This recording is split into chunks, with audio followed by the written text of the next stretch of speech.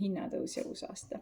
Tavaraamidel klaasidele hinnatõusu ei tule, progresseeruvatel ei tule, nende käibemaks jääb samaks, see ei muutu. Need hinnad jäävad samaks, nende tootjate hinnad ise, neilt on hästi selline väike protsenditõus, ehk ma jätan selle nii, see on minu jaoks täna lihtsam ja see jääb samaks. Tuled oma prilliraamiga, see klaaside vahetus maksab täpselt sama palju, kui ta maksis 2024.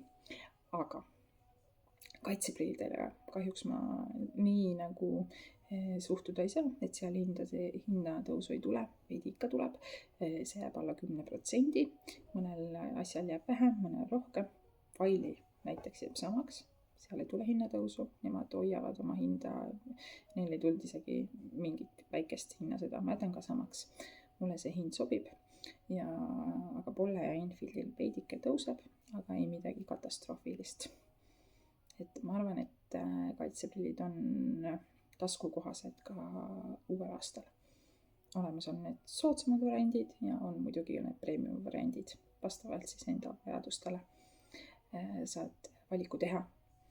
Nii et ma ei tea, tegelikult oli vist siis ju hea uudis rääkida, et tavaprillid, raamid, klaasid ei.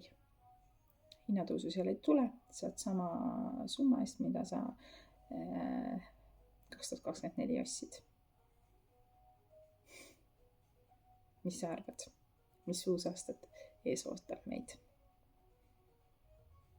Ma proovin väga pehmelt oma asjadega minna. Ma arenen, lähen küll edasi, aga saab ka nii minna. Kohtume uuel aastal. Aitäh teile!